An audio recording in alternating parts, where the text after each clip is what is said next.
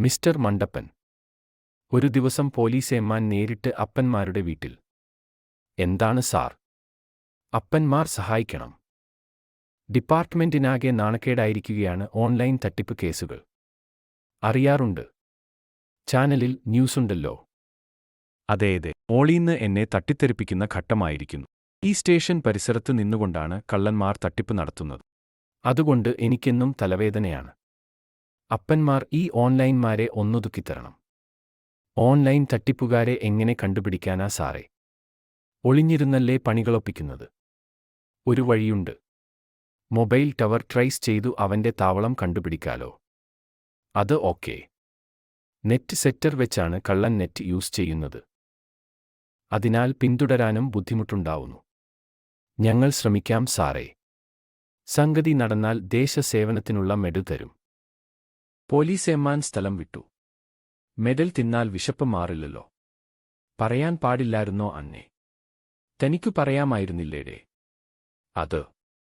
അത് എന്തായാലും കള്ളനെ ചാക്കിലാക്കാൻ പുറപ്പെടുക തന്നെ. അപ്പന്മാർ ലാപ്ടോപ്പുമായി സംശയം തോന്നിയ കാട്ടിലെത്തി. ഈ ടവറിന്റെ പരിധിയിലാണത്രേ ഓൺലൈനിസം. ഓൺലൈൻമാനെ കണ്ടെത്താൻ ഇച്ചിരി താമസിച്ചേക്കും. നമുക്ക് ആ മരത്തിനു മുകളിൽ കയറിയിരിക്കാം. അപ്പന്മാർ മരമുകളിൽ. ഹായ്. സൂപ്പർ സുഖം. കിടന്നുറങ്ങിപ്പോകുന്നത്ര കംഫർട്ട് അണ്ണേ. ഉറങ്ങാനാണേൽ ഇങ്ങോട്ട് വരണോടെ. അവന്റെ മൂവ്മെന്റ് അറിയാൻ ആ മെയിലിന് ഒരു റിപ്ലൈ അയക്കടേ. ഇതാണ് കള്ളൻ അയച്ച ഇമെയിൽ. പോലീസേമാൻ വന്നതാണ്. ഇതിന് അവൻ റീപ്ലേ തരുമ്പോൾ മൊബൈൽ ടവർ ട്രേസ് ചെയ്യുമെന്ന് ഏമാൻ പറഞ്ഞിട്ടുണ്ട്. വാലപ്പൻ മെയിൽ ടൈപ്പ് ചെയ്യുകയാണ്.